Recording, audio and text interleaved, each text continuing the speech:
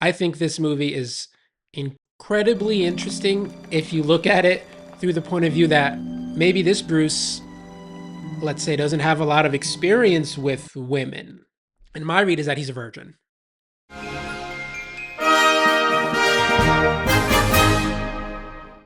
Hello and welcome to Maddie Staggs Presents, the show that's all about the movies. I'm Maddie Staggs, and today, the movie we'll be talking about and watching is The Batman. There are two kinds of people in the world. People who were excited for Robert Pattinson as Batman, and people who were wrong.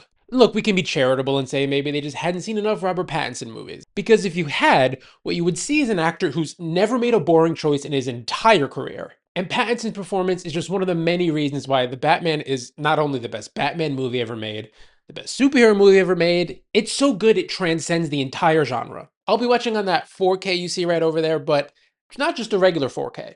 It's a steelbook. And if you don't know what that is, that's just like a regular DVD case except it's made of steel, which obviously means it's cooler. And there's only one place to watch a Batman movie, and it ain't here.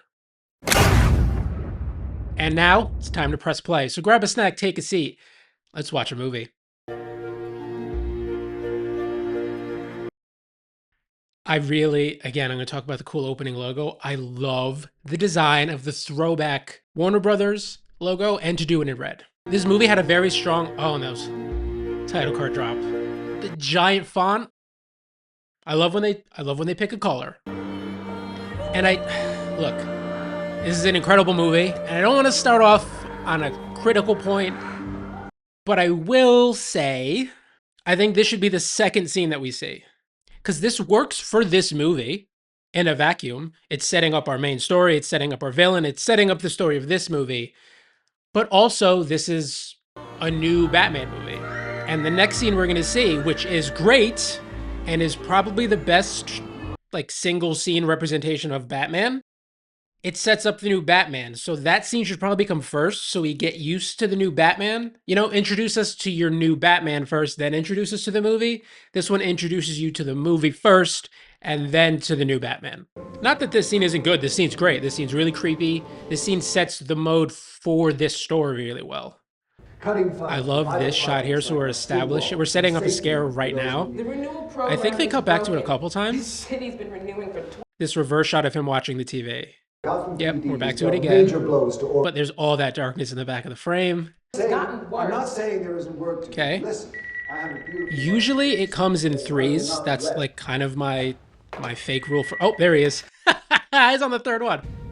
And the eyes, man. This is a movie that's big on eye acting from Pattinson, for sure. But also Paul Dano here, killing them crazy Riddler eyes. And now they're making us hang and just sit in it. Okay, TV's off, and you're waiting the whole time for him to just burst out of the darkness. Oh! Yep, the horror strings are coming in right now. Oh, yeah. Yes. Great shot. Is establishing this specific shot that we'll revisit when Batman comes to the crime scene, but we're hanging here. I like that we stick here while he's out of focus doing stuff in the background. This movie is one of I'm going to talk a lot about how incredible this looks. I'm watching the 4K, which is, one of the most beautiful 4Ks you can get your hands on. That breathing at Dano is one of our greatest creeps. I say that as a term of endearment. Maybe freak. Is freak nicer? There's a lot of freaks in this movie. Pattinson's a freak too, in a good way. Okay, here's our Batman scene. Thursday. Here is October 31st. Start with the voiceover. Oh, the light's coming on, man, and it's slow. And you hear that. The voiceover cluing you in that The city streets are crowded. This is for the going to holiday. be more noir detective-y, which a voiceover is like Noir 101. Hidden in the chaos is the element, But also, waiting to strike like snakes. this feels shot similarly to the scene we just saw, because he's very dark. It's kind of creepy. This Batman's... 2 years of nights. Here's the thing about this Turned me Batman. into a nocturnal animal. Yeah, see, eyes. Eyes are important. And also the score in here. This is an incredible Batman score. Michael Giacchino did the score. I've talked about the importance of doing your own score for these new things before. If you're doing a reboot or whatever, write your own score. Come on, give me the money. No matter how good the scores before it are. Let's go. And this one builds. It's a big city. And these shots, random shots just to the dark background. I can't be everywhere. It sets up. He just said he can't be everywhere, but he could be anywhere. This is just so perfect. But they don't know where I am. It's putting you in the POV of the criminals. And this gang right here, this is some of the best visual storytelling I've seen in a while. You see these guys all have full painted faces, and you see the kid with the half painted face. You know immediately this is an initiation. And he's got to go beat that guy up. And no words have been said to communicate that. We have a signal now. Yeah. Slow for when I'm reveals needed. the signal. And that line, we have a signal now for when I'm needed. One line that tells you a lot about him, his relationship to Gordon, how long he's been doing this. Fear Sticking on this guy, and he looks. is a tool. This is Batman. This is Batman. This scene in the theater, it's like, oh, they got it. It's a tone setter of the movie, of this Batman. It establishes so much immediately. Dude. Yeah, They dude. think I'm hiding in the shadows. The spray paint can rolling into the shadows. The score hitting. Yeah. But I am. We've only seen his eyes. We haven't even seen Batman yet, and you get this Batman already. And here's our wordless gang initiation that's happening. Come on, man. But also, this kid's really good because he's playing the hesitancy. So again, you're understanding who this kid is, who everyone is. No words being said. There is a patience to this movie that is insane. And here we're seeing it slowly, slowly. It's just gonna peek out. Yeah, and you kind of just see the shininess of his suit first. Oh, I love that. You hear that like tight leather on the boots? The hell are you supposed to be? Yeah. And again, we're gonna explode in action here. Here he goes. Shooting this wife, no cuts. One take. As he's What does he say? I'm vengeance. Yeah. And then the look up.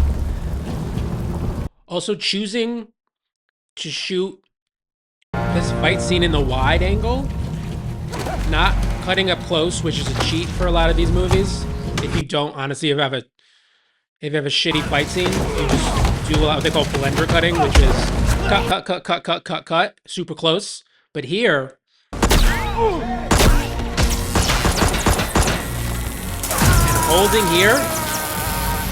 holding on Pattinson as he electrocutes that guy with that eye just going crazy. And again, man, the score is not afraid to do like those weird strings where you would expect the big thundering theme, which we get a little bit of. What does the civilian say? Please don't hurt me. A very important interaction between Pattinson and a civilian that we are going to loop back around on the end and will bookend this movie in a perfect way. So remember that scene. Remember what the civilian said, how he was afraid of him. Whoa. Look at Pattinson's eyeballs, man. Me, officer. What this movie understands kidding me, and son? does best above all else. You gonna let him in Look here? at, I'm just gonna say look at his eyes a lot. So we're just gonna get that out of the way now. Pattinson's eyes in this are crazy. What this movie does, and this scene is reflecting it, is understanding that Batman, Goddamn freak. I'm gonna hesitate to say this, is not intentionally cool. The cop just called him a goddamn freak, and Batman walks into the crime scene. Again, it's slow. We're very intentional here. And all the cops look at him, and everyone's reaction to Batman in this movie is like, ew. It's ew, what the fuck is wrong with you?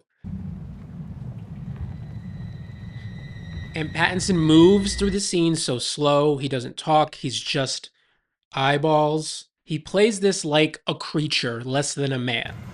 He got hit a lot of times, and hard.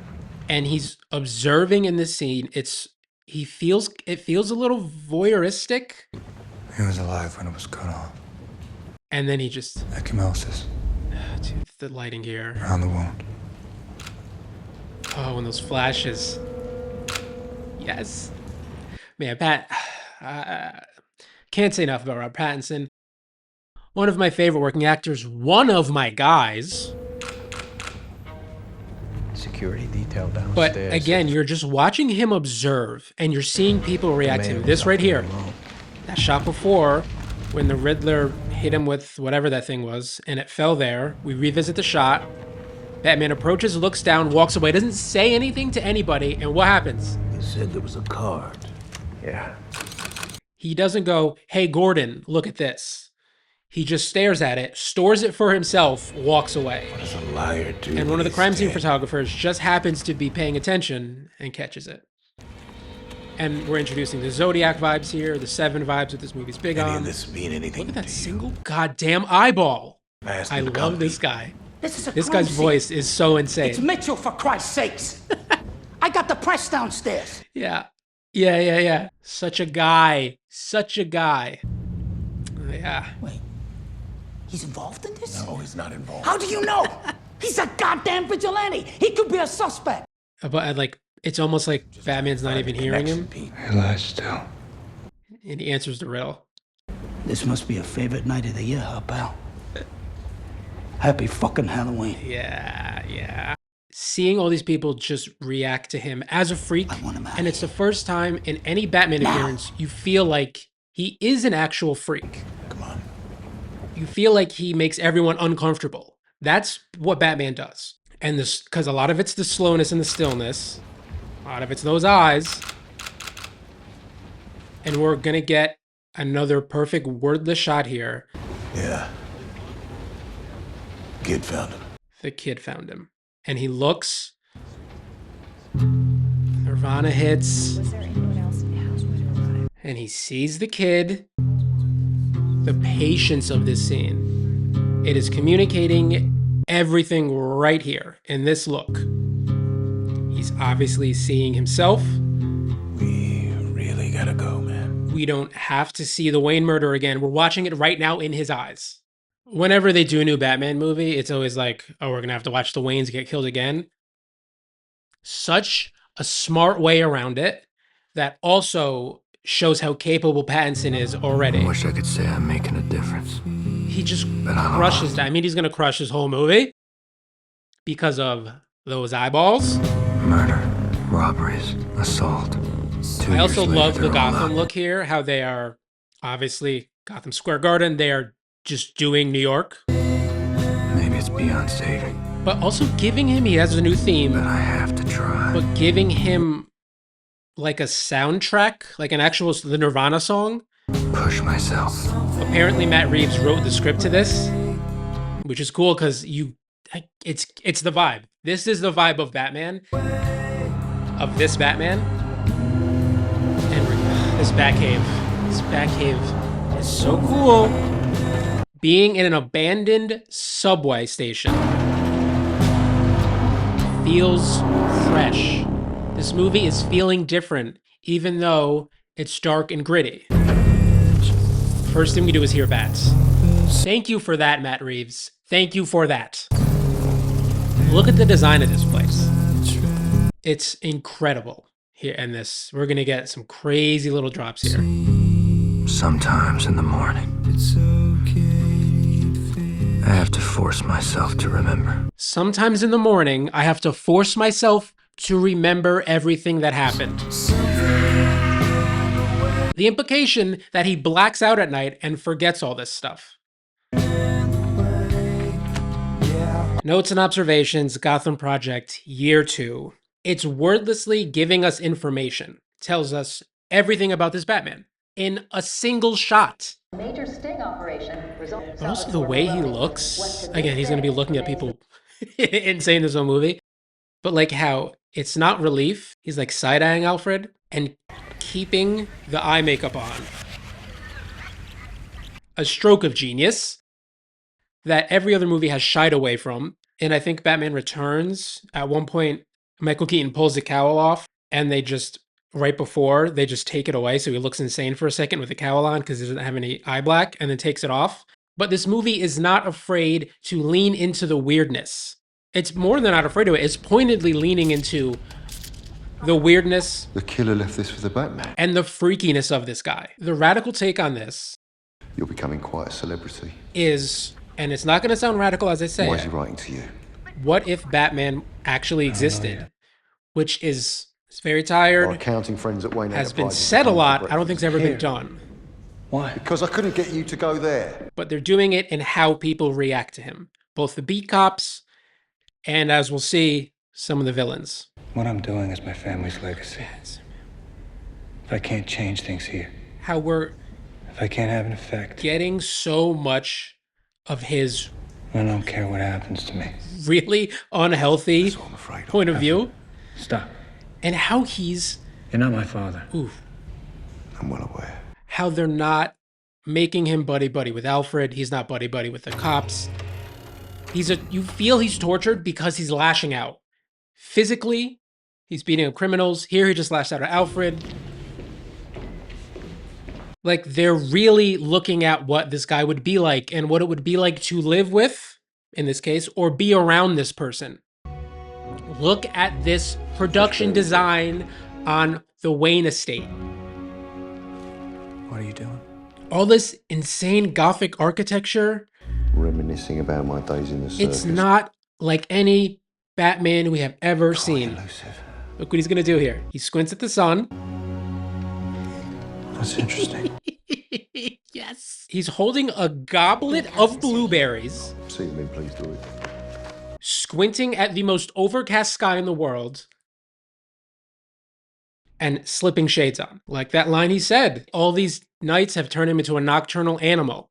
And you feel that already. He can't handle a cloudy day without shades. Yeah, and the code breaking here. This movie is really well paced and very, I don't like saying slow, I'll say methodical, because I think slow has some inherent connotations that are negative that I don't agree with. It's been 2 years now, and I don't even know who you are, man. And again, he's already back to being Batman. He was Bruce for 2 minutes. There's not a lot of Bruce in this movie, which is good. There's a lot of Batman. But like, it's a 3-hour movie and it's methodical, but there is a propulsive nature to this story that I think is really fascinating. Thumb drive. Jesus. Even the joke has to be like, here. It's encrypted. He's like so repressed. Try The this. fact that he like, his movements when he's not fighting are so slow and economical. Oh, this guy's hilarious. That when he explodes into violence, you feel the dramatic shift because it feels like he's withholding all this stuff. The slowness of Robert Pattinson's movements feel like genuine repression of rage, and when he lets it out. Who is she? No idea. But that's the Penguin. I know who he is. This movie also gives technology a cool look in a way that we don't see that much anymore. Like even before when we first got to the Batcave, That's the Iceberg Lounge. It's under the shoreline lost where Falcone is holding. the look of the computer systems is stylish. It's not like a piece of Apple software. It feels like its own thing. No, I am. And how he just... We're going to return to this. Idea.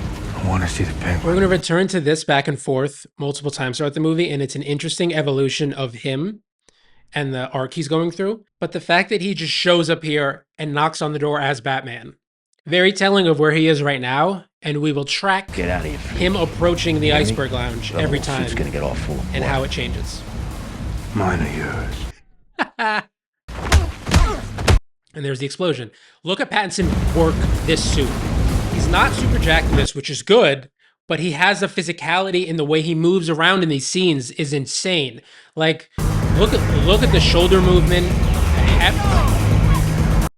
Though you feel the brawler nature of him. Long takes on these fight scenes. Very few cuts.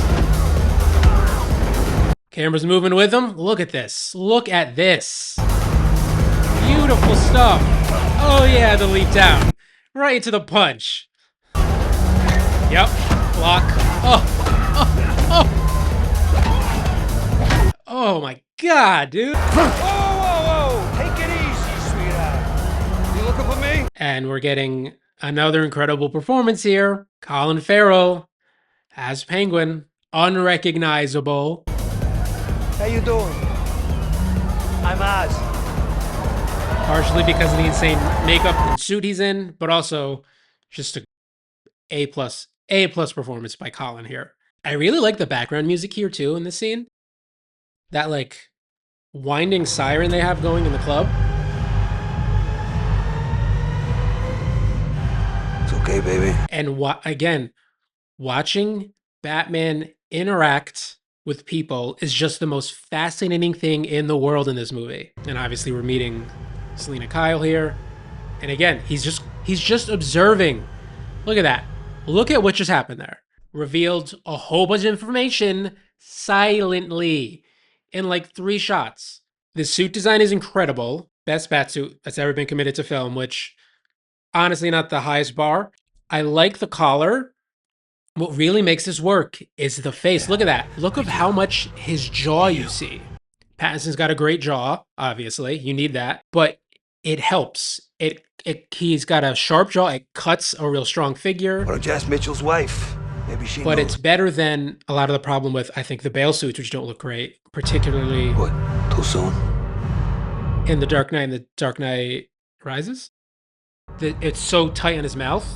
And like you feel him try to like talk around it. But here it goes the other way. You see the whole lower half of his jaw. And also, I believe he has 5 o'clock shadow like this entire movie. He's tired. He is not taking care of himself. And how like orange and yellow the city is. A thing I saw recently about Drive, the Ryan Gosling movie, that movie's got a very yellow look to the city because they changed light bulbs in LA in like after 2011, so everything just looks like white now. But this movie wisely goes back and is like, no man, we're gonna put color into this city in a cool way that makes it feel unique. Do I have to say it? Do I have to even say it? The voyeuristic way this is filmed through him watching, again, is an incredible parallel to that opening scene with the Riddler. The observant, the freakiness, the kind of creepiness of this. Look at this. And he's lingering on her, changing. I have a take here I would like to put forth.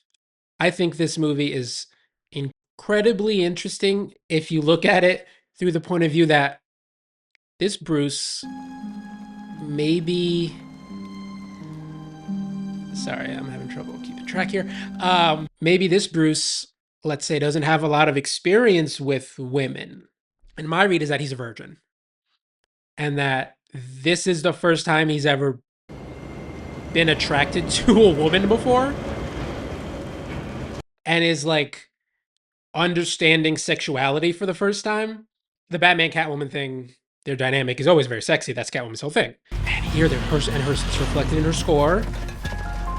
We're getting away from the creepy strings. It's lighter. We got some keys in here. Oh, look at this. Look at how this looks. Look at how beautiful this looks. Even though this movie is dark, you were still able to see so much. This was shot by Greg Fraser. Incredible cinematographer. He shot the Dune movies, shot Project Hail Mary recently.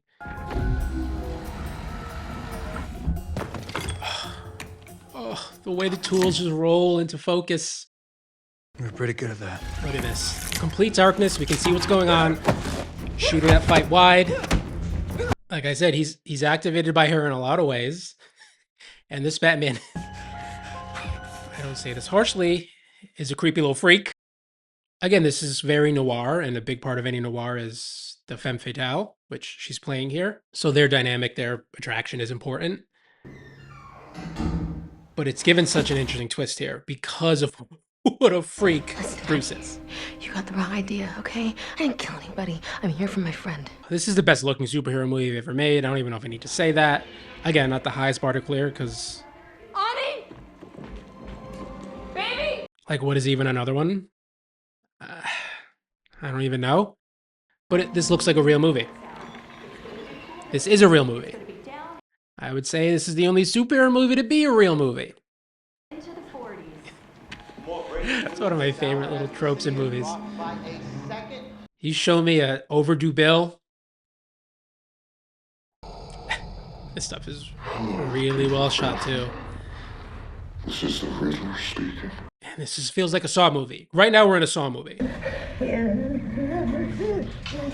And again, the idea of this kind of Riddler is, you know, I don't want to sound rude to the movie, but like people have thrown that around. That's I think they've done in comics of like, what if the Riddler was a serial killer?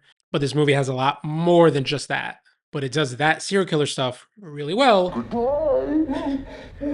This is really upsetting stuff. You got a lot of cats. I have a thing about strays. This Batman does have cat energy. He is very much a cat. Don't approach unless he wants you to approach. There's a needle mark on his neck. Injected him with arsenic. And this movie was, you know, a little Rat boy. criticized for not having enough Bruce, but that's kind of the point. And I mean, I can't believe we've gone this far of talking about Jeffrey Wright as Gordon, who is You make it sound like he had it coming. perfect. He was a cop. Cross the line. Look at Pattinson. God, this movie can get away with being slow because he is fascinating to watch, unlike anything I've ever seen in a superhero movie, and damn near maybe anything ever in anything. Maybe the most interesting I'm mad about you. current working I know actor, my name. and that anytime he's in anything, I will shut up and see it. Follow the I don't need to hear gaze anything until you else. find the Tell me man. Pattinson's in it, Bring him into the light. because I know You'll he find will where make I'm at. interesting choices at the very least. I don't know about these things. I need to see you. Eyes are important. You're a real sweetheart. You really don't care what happens to me in there tonight, do you? This little interaction's very cool. Look at me. She's just crushing this, and you're like, oh, is something gonna happen? Oh, he's feeling. Looks good. Here. Wasn't gonna happen that early, people. You had to earn that. And like I said, his gadgets. Look at this wide shot of all of those. It is not sleek. It feels kind of throwback. Like, look, we have staticky imagery. We have grain. We have texture and things, man. Batman's tech is a little fuzzy there. Look this. So much better than a high def feed of seeing what she's actually seeing. Can you hear me? Yeah. Because we can cut to this to see that. That's one of the guys I got into it with the other night. Voice juddering in there. His tech this is high tech. He's scanning, it's like Face ID where he's somehow referencing a database that says who these people are, but it looks cool. These guys have a little problem with eye contact, don't they? Feels good, doesn't it? Yeah, baby, feels real good. Seeing this Batman have to deal with the male gaze, Who was that? Oh, I saw him. part of, I think, the bizarre sexuality of this Bruce Wayne. If I look back, it's gonna be a whole can of worms. Like, he doesn't understand why guys would look at her I need to see his face. because his brain is more wired for That's the DA. beating up criminals than leering And he's at coming women over. You happy? Talk to him. or even looking at them. Hey, how you doing? Hi. I'm Gil. Peter Skarsgård, right? I think Sarsgaard, not Skarsgård. Doing great Wow, I've seen you on TV. Was that right? high/super fucked up acting here. The eye, again, the eyes. How his like pupils are dilated and he's going super not blinking wide eyed. You want to come over? Sure. That's some good drug acting, Peter. He's wasted. Yeah, dude. I mean, Get it, Peter? there was a rat. He's not slurring his speech. It's a slow his processor's running slow. He's talking about the Maroni case. But if this guy knows, it's gonna come out. And when it does, this whole city's gonna come apart. Turturro very good here. He's not doing too much of like a stranger. crime guy accent that you see in these Batman movies sometimes. He's doing the Turturro thing, but he is slow. He is very methodical. You know Carmine Falcone. I told you it's a mob spot. You didn't tell me you had a relationship with him. I don't have a relationship with Oh, him. this mirror shot, dude. Yeah, putting the car in focus. You hear that insane wheezing? Understanding that tension is like a balloon. Oh, this overhead shot. Oh, yeah. Tension slowly inflates. It pops, then it deflates. Here we're slowly inflating again. It's like in that first scene. Yeah. I also like the kind of visual language they're showing us here for the Riddler kills. How it's often out of focus, particularly this part when he's like duct taping or doing whatever he's doing. This whole thing is out of focus. That's kind of again, like very stylish, very bold in a way that you don't ever see these movies do. And it works so well because not only does it look really cool, but you're like, what the hell just happened to him?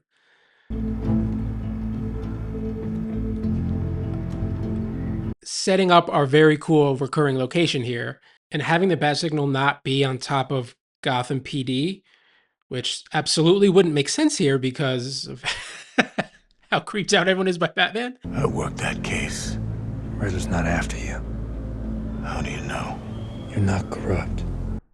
But what's also very interesting about this, something I didn't know until after seeing this movie at least once, maybe even twice, that the city in the background here is a shot on the volume. Who knows how many people it touches? Which, if you don't know, is politicians. This newfangled tech that basically is a giant wraparound LED screen that they can project Could tear the whole city apart. backgrounds on, which usually looks like dog shit, and I hate it. Jesus, this is about it. But here, look how good this looks. It looks good here.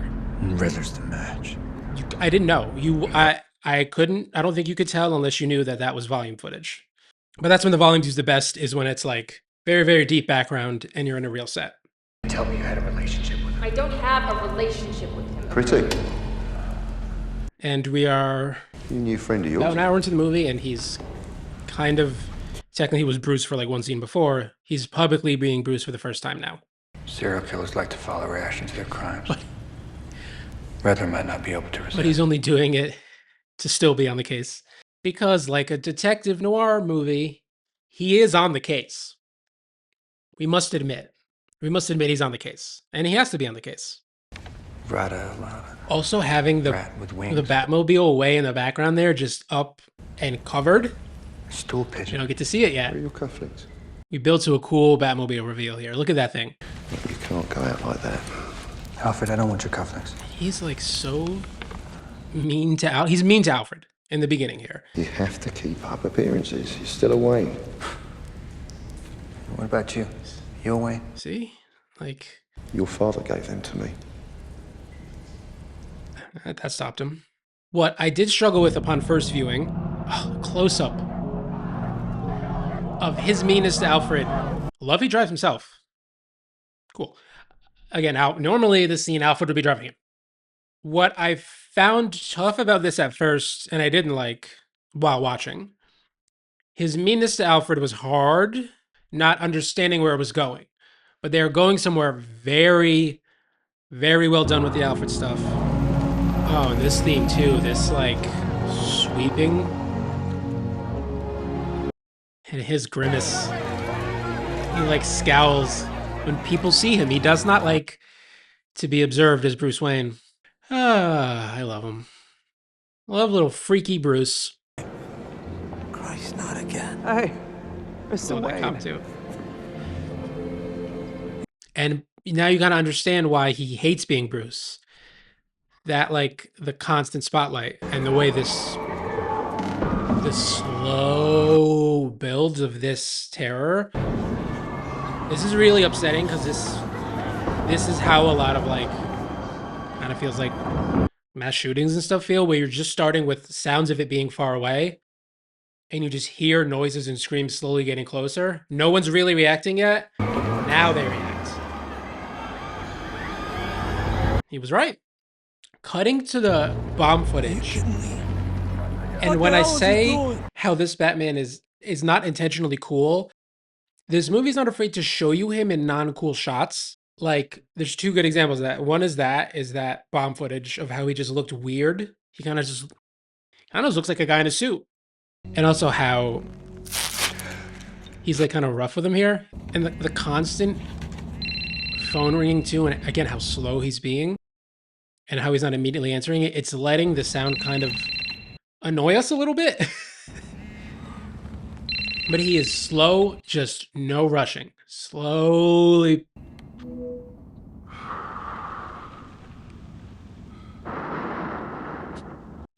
And seeing him in like the camera on the top left.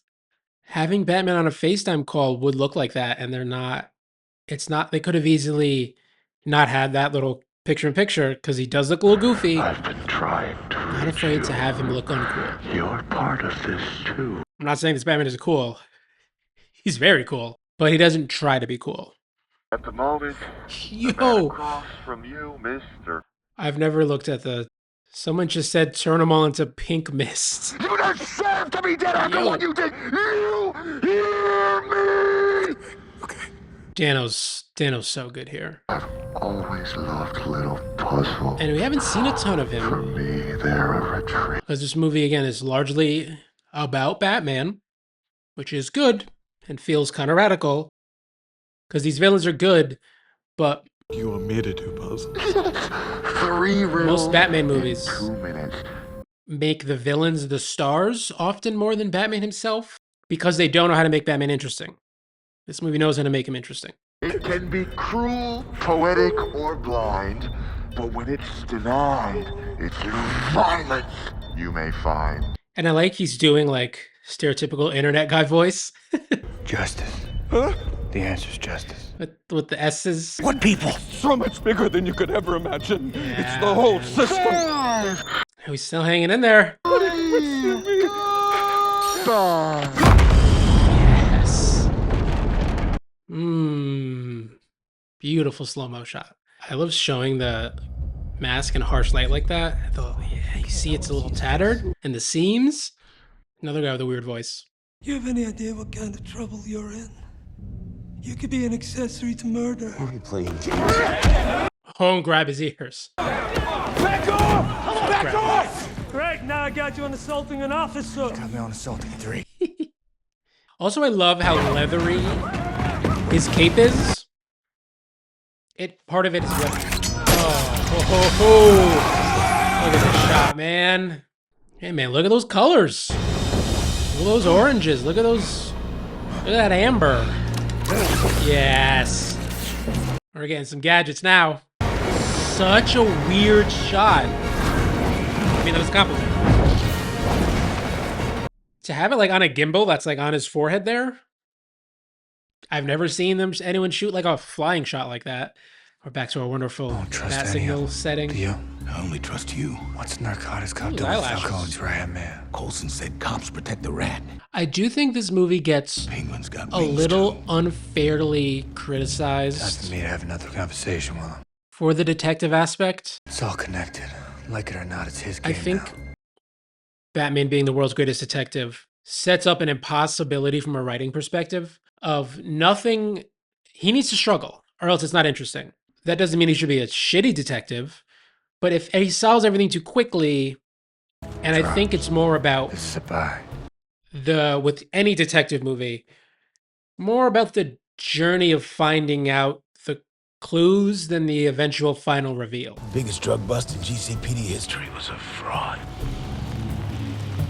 It's the one piece of criticism on the movie I would be like, I hear ya, but it doesn't bug me. And again, even though this is an exterior night shot, you can see everything. Oh, yes. The score here, the way he's moving. He I love that people call him vengeance. You think you can come after my money, huh? Sarcastically calling him vengeance. Oh, you hear that? Do you hear that? Yep, backlit. Yes. And cutting to people's reactions. Yep. Oh, yeah. That's a Batmobile reveal. Well, not fully, but we're about to see it. I love the sound design. I like his like hyper engine. Yeah, there we go. Clear that theme, Matty. Matt Reeves, who's I'm referring to. Not me.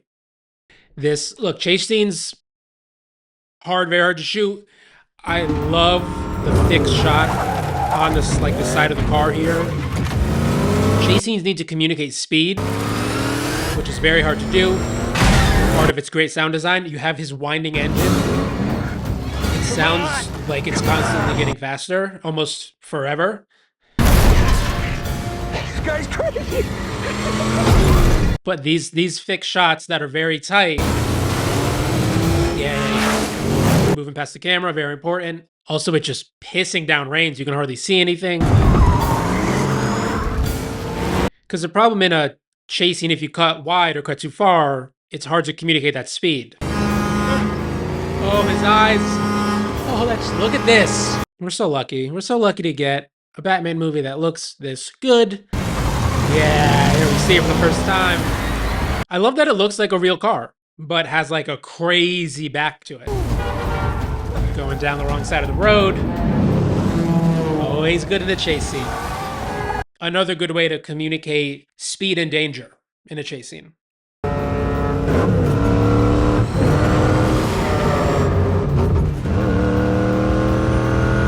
And this is a chase scene that's less about speed, which might sound silly, because this is like, yeah, it's obstacles and it's power more than zoom, zoom. You know what I mean?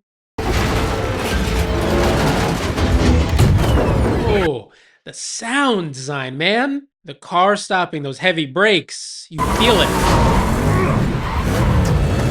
Like I said, this is about obstacles. Ooh, obstacles and power. Here we go. Here we go.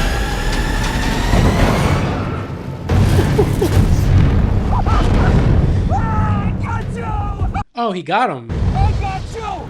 Take that, you friggin' psycho! Look at Colin. Look at Colin go.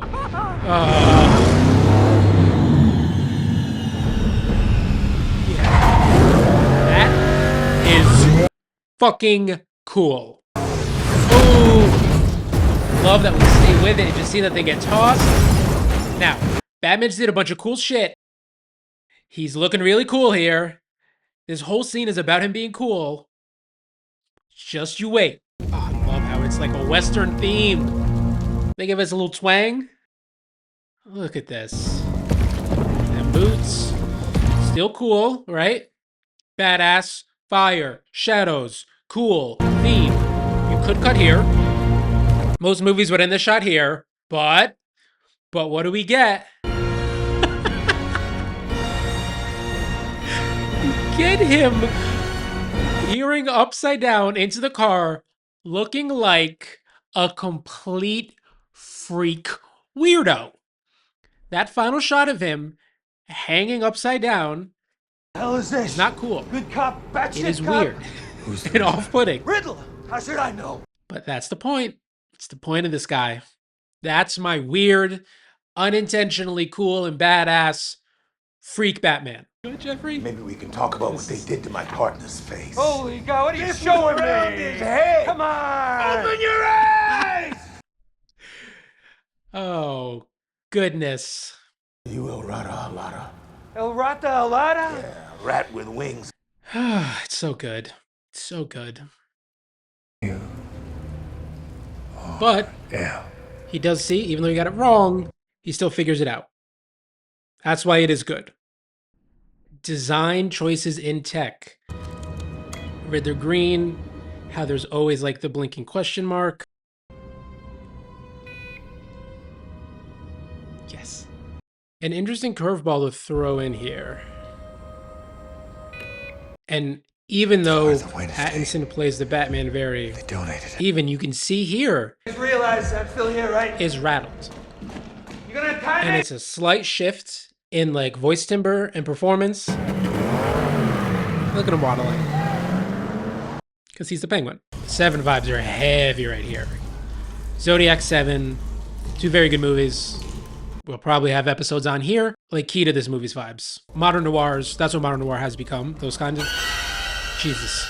That scare got me. And it can get very like old school kind of Humphrey Bogart noir at times when he's with Catwoman, especially early on. But also here can get very modern and Seven and Zodiac when it needs to.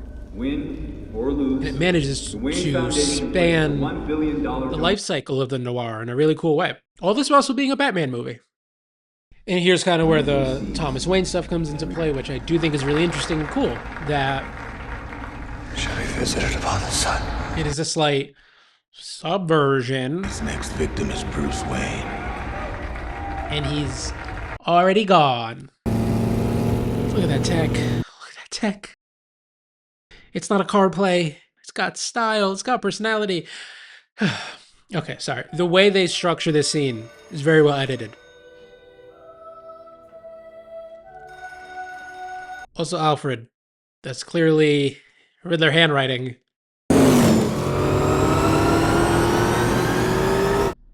Having the sound of the engine over his screams.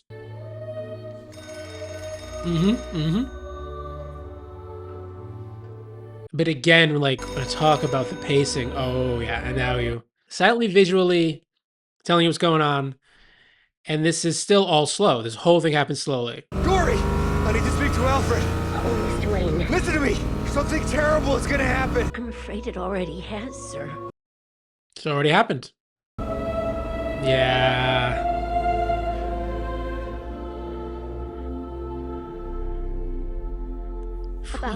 Look at that set. What a shame to destroy that set. How dare you, Riddler? How dare you destroy that wonderful Gothic architecture? What a villain. He must be stopped. He must be stopped. Kill the mayor. Kill the police chief. I found this too. But you touched that beautiful Wayne Gothic architecture, bro? You gotta go. Yeah, and that's like the opening titles of Seven. And like any detective noir thing, oh, shot of the light bulb. You gotta give us our like mapping the whole thing out, you know? He does it a little extra, but guess what?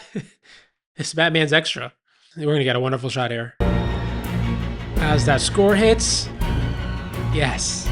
Yes! Even though he's not like Christian Bale big, I think it's more realistic. I think he looks kind of like a cage fighter in this. He lets the suit do a lot of the work when he's Batman. Pattinson is able to work the suit in a way that makes you believe he's capable of beating the shit out of somebody. And that's all that matters at the end of the day. Not how he looks when he's shirtless, how he looks in the suit. And he looks large, he looks intimidating. His shoulders are huge. He plays physicality very well. And the fact that he's a little on the leaner side is kind of cool because he is a weird freak. And he looks like one. Selena? Yeah, man. But even though he's like really sad and repressed in this, look at this. Look at him here. Yeah, I can see. I need to talk to you. Again, this movie's a lot about being seen. It's about eyes. It's about voyeurism. It's about being seen. But there, you feel like you saw the real guy for the first time in the whole movie. Really? Why's that? You know what? I can't even talk to you. No. I want to know why a guy like Falcone would owe you anything. Because he's my father! But this is also I'm sorry. the first time we've seen him What is that? respond like a human being when somebody has emotions. Like he kind of just connected there emotionally a little bit. He says he's sorry. Before, when anyone has emotional outbursts around him, whether it's anger or sadness, he is clearly uncomfortable. But here, Who are you under there? again, yeah, man, you feel him reaching out for the first time possibly ever to another human being. Virgin. Virgin. I'll say it again. Just First time a woman's ever touched his face before. Hideously scarred. Yeah. Look at Bruce. Freaky little weirdo Bruce. We love him. Come on, She calls him vengeance. vengeance. Just don't make any moves without That's what me, really turns him understand? on. It's a little more dangerous than you know. There it is. Here we go. Get ready. Favorite Batman look ever. Look at that. From a very young age, my family, Martha's family, the Arkhams. Should be a must, damn near a legal necessity in your Batman movie to show him in the cave with his cowl off and the rest of the suit on. It is a specific look we do not get enough of, but always hits. How when Martha was just a child, her mother brutally murdered her father, then committed suicide. And like this stuff is like... And how the Arkhams use their power. Leaning into the horror. This up. is doing the Zodiac thing, it's doing the Seven thing, but how she's in institutions and like this feels was in and out of institutions almost like for it's from years those feel like images from like a haunted house story. And look at Bruce. Look at Pattinson processing all of this silently through his two little eyeballs. Now he's returning to the Iceberg Lounge as Bruce. You're Bruce Wayne. We get repetitive. See, it's the same beat we saw before, but now he's doing it as Bruce. It's these different approaches that reflect the change. Love this. Love that elevator shot they keep doing. Reflect the change and tumult his character's going through. That it's like a face he's trying on. He approaches there as Batman. He approaches as Bruce, and then we'll get one more when he's learned to kind of come to peace with it all a little more. Now that he's fully merged the two, this movie is not about learning to be Bruce and Batman. This movie is about him learning how to be Batman properly. It's not about him learning to balance his life and all that stuff. Johnny Slick, what are you doing here? I love the Penguin calling him Johnny Slick. See you, champ. Penguin calls him champ. It's honestly kind of endearing, even though the Penguin's like a drug-dealing murderer. What do you want to know? The shirt buttoned up to the top with no tie. For my father. Always a sign of some kind of dangerous mental state. But like, look, he's so peeled back here. You say Salvatore Maroni got my father reflected killed. in how he approached the Iceberg Lounge as Bruce instead of Batman. But at this point, he's rocked to his core. So all of these extraneous elements, the suit, all that shit doesn't matter. He's looking for answers now. Just having his parents' like office, bedroom, whatever, that wing of the house completely locked off. Says everything you need to know about how he has or has not processed this. And this is the scene that we finally building to that makes the meanness that he was showing towards Alfred okay and necessary, because we get this wonderful scene here. And look at how different Pattinson is playing this. He's actually showing emotions for the first time in almost 2 hours. And I like, again, how this movie is just to protect him. Do you understand? This movie is not showing you the Wayne murder. You played yourself. You were only a boy. But it is showing you how it affects the other characters instead, which is more important.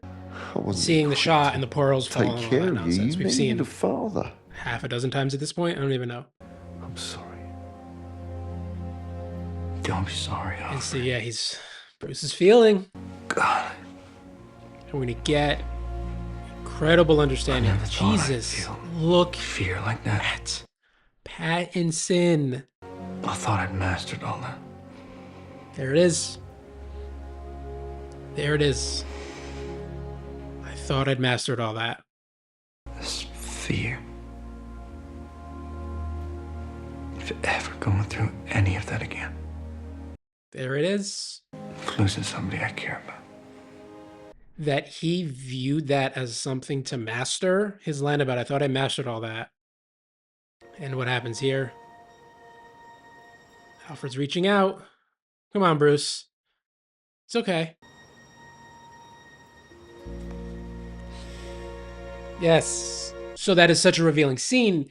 Oh, and he sees, oh, yeah, that he's learned something about himself, but also the way he talks about his feelings as if they are skills to master and get over. That he's kind of thinks of himself like a crime-fighting robot in a way, where he's like, it's just a thing I got over. But it's not. It's okay to have emotions, Bruce. And here, I'm seeing, at least on my beautiful 4K Blu-ray, the graininess in the image here. So Greg Fraser, the guy who shot this, he also did this process for Dune. They shoot it digitally, but then they scan the digital footage onto actual film stock. Fuck Holmes there. And then digitize that. He's been the mayor for the last 20 years. Which sounds like a lot of work, and it is. And I think most studios, most directors, most productions would not Don't throw your life away. give the time, resources, money to do all that extra work just for a little bit of grain that, one, I feel like by and large, the industry is trying to wipe away visually. Don't worry, honey. But also that I think a lot of people won't notice, except for I got 9 readers like me. But it does so much for it. It does so much for the look. And it's so cool that they care to give this a real movie look. I gotta do this my way. Yes. And then what? We do what Riddler said. God, these shots of them in the full frame are gorgeous. Here we go. Give us a little cool action shot. Yes. And our third time he approaches. How does he do it?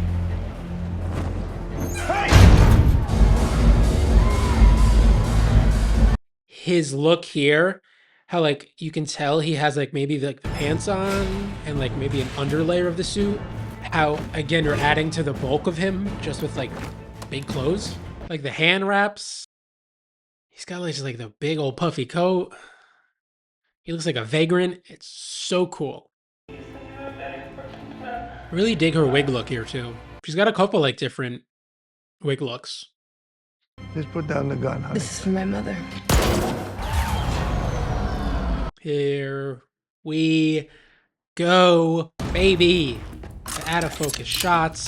That grapple gun. Okay, here we go. Get ready for this shit right here. Using the darkness. Where's he at? Where's he at?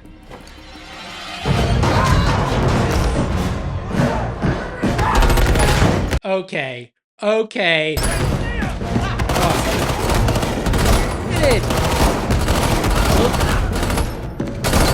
The muzzle flash is giving us the only points of light.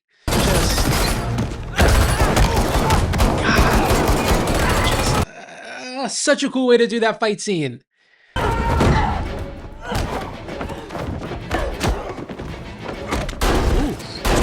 The fight choreography in this movie is crazy. Holding for a good amount of time in those longer wide shots.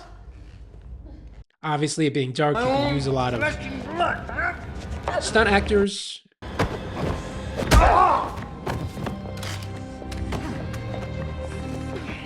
He has to pay!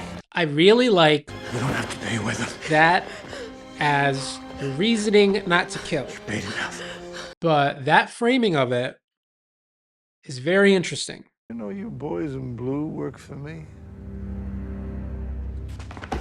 Love this setup. This shot is gorgeous. I love how it's so stagey. Yeah, dude, it lands a point. And this guy's here. My mustache guy. But also now that Batman is kind of allowed in this space in a different way than he was in the beginning of the movie. You're always just a gimp in an empty suit. Spray paint your ass! Spray paint your ass. But also this movie's dealing with a lot of stuff. You have the detective storyline, but yes,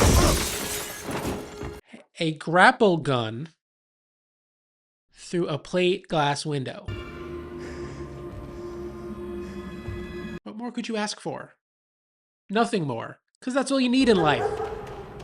Like I was saying, the detective aspect stuff is kind of wrapped up. Because there's like the conspiracy, Gotham conspiracy thing, then there's the Riddler stuff. But the way these elements of the story structure kind of mixing and matching are really interesting. Put your goddamn hands up, you son of a bitch. Jeffrey Wright. I always love when a movie makes me feel like I don't know where we're going in a good way. Of like, oh, I don't expect Riddler just to kind of get arrested like that. It feels weird. You know there's more there, which is an exciting feeling of like, this isn't heading to an obvious thing that you can see. Another bookend scene here is the difference in the way he approached the crime scene before and the way he does now. There is a slightly more casual atmosphere with him being there. Everyone's a little less weirded out. He's able to navigate without people being like going, ew, dude, what? Batman is physically interacting with the evidence, but he wasn't doing that before, and that he shares it with Gordon. He's not just observing these things and keeping it to himself. He's starting to open up a little more. He did it emotionally with Alfred, starting to learn maybe he can let a couple people in. Maybe this is all coming to an end. What is? The Batman. And I love his moment of reflection here. The changes in his character already. He just had a feeling, and he shared it with Gordon right there. Riddler's asking for you. Where at Arkham. You feel, in the beginning of this movie, that first crime scene with the mayor, he was only distributing information as he saw it necessary. He's going to say something nice to Gordon. You're a good cop. He was self-reflective there of like, maybe this whole Batman thing's coming to an end. And he's opening up. Look at that eye. And this is a very interesting I told you I'd see you in hell. Take on the Riddler. What do you want? Or even a villain in general. What they're going to do here with how the Riddler sees you knew how long I've been waiting for Batman. This day. And for this moment. It's an interesting take on the twisted ideology of a villain. They'll remember both of us. And will really push the character arc of Batman to its final little curve here. Because Batman's under the impression that the Riddler knows he is Bruce Wayne. All they could talk about was poor Bruce Wayne. Bruce Wayne. And he just keeps saying the name, and every time he says it, you feel, you just feel Batman just like feeling so trapped. Literally, he's trapped in this scene. He's stuck in this, living in some tower cell with him over the park isn't being an orphan. But that he's feeling so vulnerable and feeling looking down on too everyone seen with all that money, under the assumption that the Riddler knows who he is. And the brutality of what he's about to... Do you know what being an orphan is? There's 30 kids to a room. Yeah. You wake up screaming with rats, chewing your fingers. It's really tough. And every winter, one of the babies die because it's so cold. Yeah. Bruce. Look at him go, man. Wayne. And just when you feel like you can't take it anymore... He's the only one we didn't get. You breathe. But we got the rest of them, didn't we? He doesn't know. Pattinson telling you all through his face.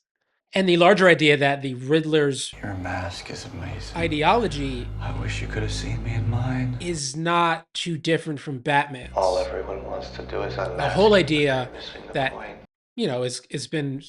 has been there the whole time. I'm looking at the real you right now. The Riddler can be so twisted, and Batman's methods can be... We're such a good team. We're not a team. So wrong in some way, and too extreme, that he could genuinely inspire that.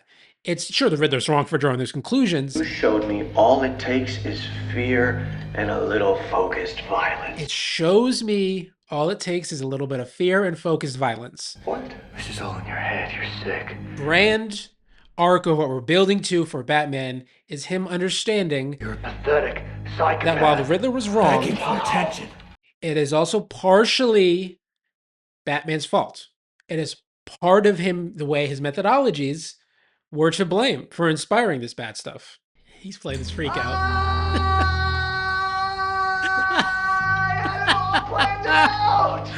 Oh, Dano, man. So good. We could watch the whole thing together. Watch what? Everything! And there's a big reveal to come, which is going to spur us into the wonderful third act. I dig the powerlessness right now of what's happening with Batman, and the slight impotency of, like, he knows his anger doesn't mean anything in this moment. Oh, here we go. Wait, where'd he get that knife from? It's probably just a regular knife, right? It's probably not anything cool or different or... Yeah. Yes. Hey! It's our guy. It's our guy. But also now the reaction is not, he was just like, what are you doing here? But he's not like, ew, get the fuck out of here, you weirdo. Boy, this guy's a real nut job. See? Killing Mitchell with a friggin' carpet tool. Oh? Oh, you know, it's a tucker. I dig that. I think the detective trope, for lack of a better word, of the final clue kind of comes when you least expect it and comes out of nowhere is very fun. I always dig that. Hey, whoa, what are you doing? What are you doing? And it only comes from the evolving relationship between Batman and the people around him. If Batman still had the first scene back and forth with this guy, he would have never felt comfortable enough to be like a little chummy. And yeah, yes, there's still one big layer, and here it is. Hey guys, thanks for all the comments. The kind of thanks to everyone for the immediate unwinding of the Riddler creepy jigsaw persona. But what I dig too is that, and why I think this take on the Riddler is good, it's more than just what if Riddler was a serial killer. Let's just say none of us Because it's also doing the is alone anymore, okay? radicalized chew online guy, for I don't even know what you want to call the term. I've parked an actual character. Vans all along the city's seawall. But also furthers the thing of Batman's methods being too extreme and inspiring more than he intended, inspiring some bad stuff. The big night, they will go. A surprising, very bold thing to do in this movie. To make such a major change to the status quo. It's a cool setup for the standard action, not standard, for the more stereotypical actiony third act they're going to do here.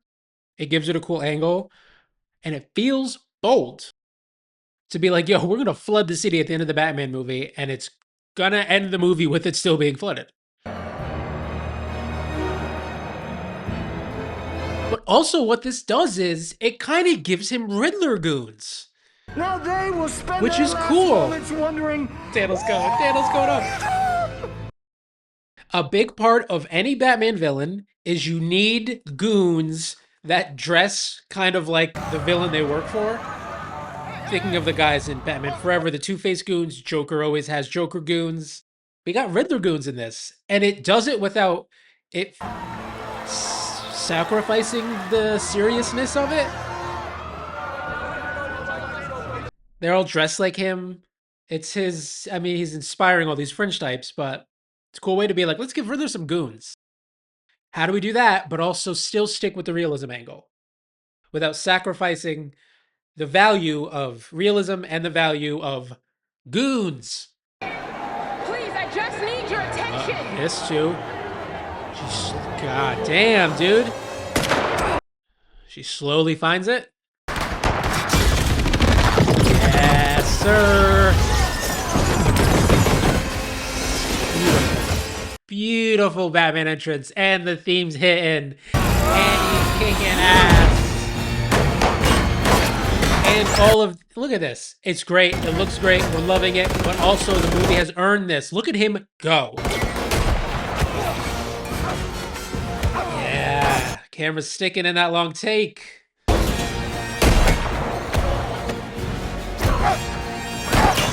Yeah. Yeah, Batman. Work those goons, buddy. See?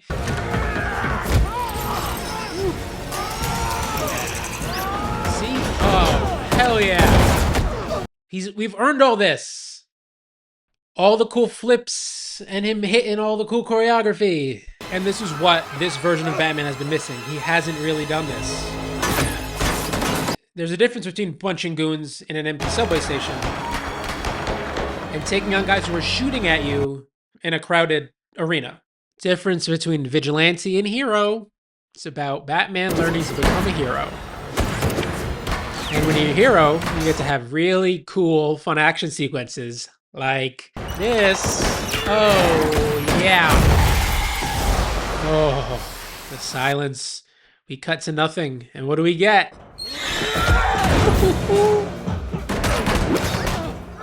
Long take again. Oh, that score with the horns, man.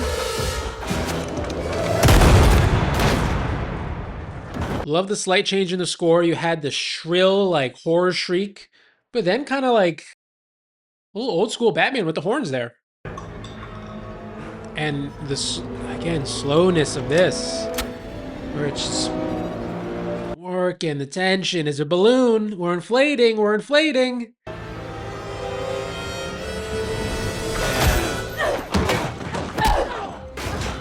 Also, the shift in Pattinson's performance a bit just in the scene of simple things like grunting and yelling, when previously he was kind of nonverbal even in the fight scenes. We're getting more of him as the movie progresses and as he learns to open up.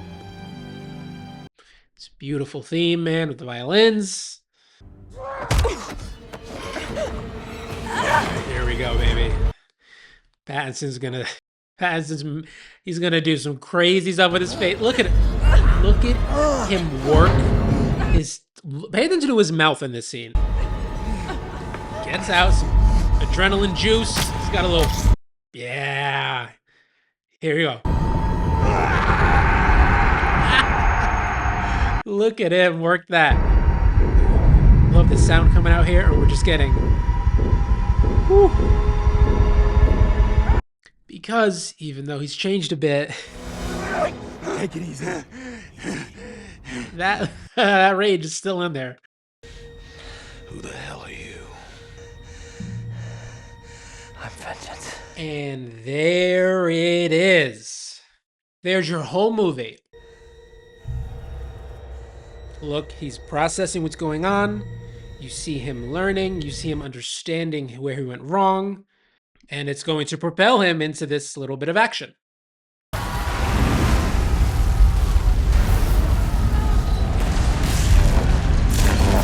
The use of I'm vengeance. And again, part of this character not being intentionally cool, the I'm vengeance line is traditionally a thing Batman says to be badass and cool. But in this, it is only ever used as an insult to him.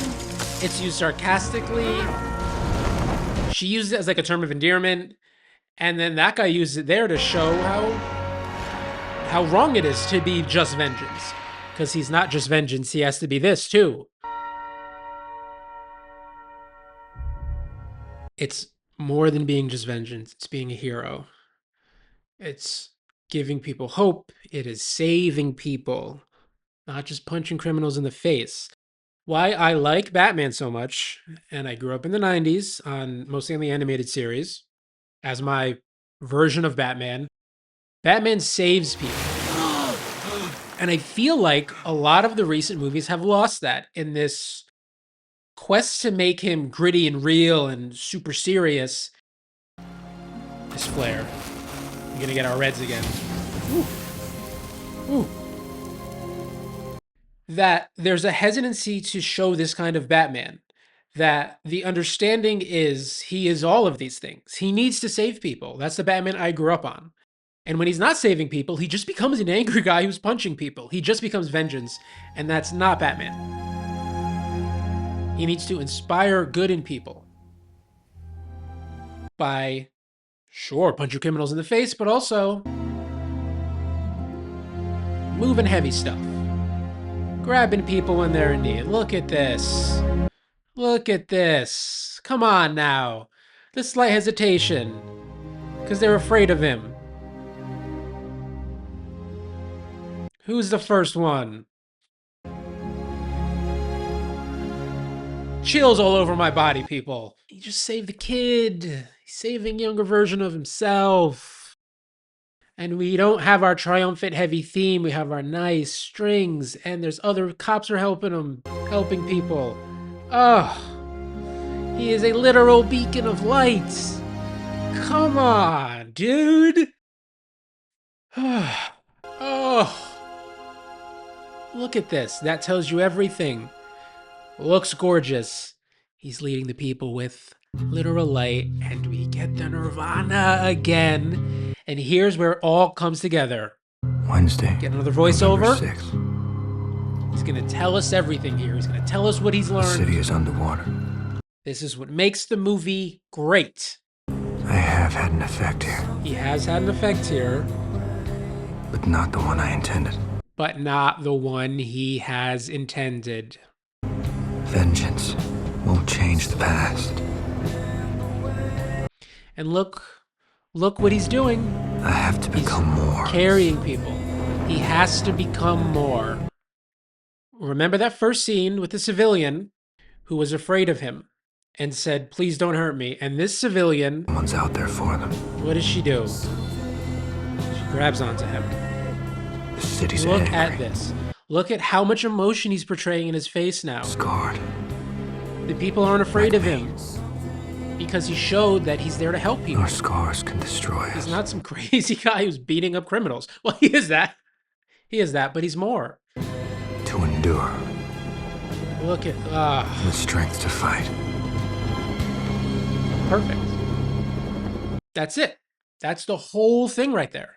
Even though Pattinson's changed the way he's played the character slightly and the character's grown, he's still... You asking me to stay? He's still not fully there. You can see him wanting to open up to her and wanting her to be like, stay, I think I like you. Can you kiss me again, please? And it's all in his face here. But the city can't change. It won't. And also they're talking about... I have to try. It's gonna kill you eventually, you know that. Great line. And to let that hit him. Why don't you come with me? Get into some trouble. You can feel, because this movie's earned it. The bat and the cat. You can feel him, part of him wanting to say It's got yes. a nice ring. Look. Oh, but, what is there? Yep. What'd she say? What did she say? Who am I kidding? You're already spoken for. You're already spoken for. And look, right here. He wants to kiss her. That's all you need. It's so great that they don't give them another kiss. The fact that he inches forward is all you need. At times, Pattinson, like I said, man, is able to just completely melt the performance and give you a raw moment like that, where he's just a guy who wants to kiss this girl really badly. And he's craving connection. And he's so sad and lonely. And he just lets it go for a second, but then is able to just rip it right back. It's crazy stuff he's doing that has not been properly praised. Insane to me that anyone can see this and not walk away with, it's not even a discussion of this is the best Batman performance, that this is an actual great performance, period. Superhero of it all aside, Batman nonsense aside, genre stuff aside, great. Great stuff. Insane what happens when you treat your characters like characters. This is where I know it's a recurring theme in this show that I say, and it always sounds like basic nonsense. When you treat your characters like characters, insane, amazing things happen. And no one has treated Batman like a character until this movie. And that is crazy to me. And it's taken us, I don't even know, is this like the 8th Batman movie, whatever the hell this is? But we got it. And that's all that matters. Here we're gonna get one final little image on the eyes. You feel the pull. Score. It's romantic. It's sad. But what's really behind it all? What does he have to do? He's back. Look at that. Look at his face change. And we rush to the end. Perfect. Incredible ending. That's all it is. That's exactly what we needed. And that was the Batman. It's kind of crazy to think about this character having been in the movies for over 30 years now, and they still find ways to make him, well, interesting. And it all just starts with the basics. That means treating him like any other character in the story and giving him an actual character arc. And that means he's allowed to be wrong. And in this movie, he is. His approach is scary, which is obviously part of the whole deal, but also means he's missing the larger point. And that is that he's scaring everyone. It's an idea that's perfectly represented in those bookend scenes with the two civilians. The first one, the man in the subway who's cowering in fear even after Batman saved him, it's because he only knows of him as nothing other than someone who walks around just beating the shit out of people. And then at the end, that girl who's reaching out to him and clinging to him, knowing him as, sure, someone who still punches people, but also someone who saves people. Other Batman movies have put him at odds with civilians and the police, sure, but they've never really approached it from this angle. That Batman can actually self-reflect, especially this early on in his career, adjust his approach, and actually kind of change how he's doing things. Another interesting thing about this movie is its relationship to the eyes, not just in Pattinson's performance, which I'm not sure if you caught it, but I think he's kind of good at eye acting, but also the way it shows the characters being perceived and the way they perceive others. A lot of Batman's psyche in this is about how he's seen. At first, how he doesn't like to be seen, by either the cops that show him revulsion or the citizens that cower in fear, but also coming to understand the necessity of being seen.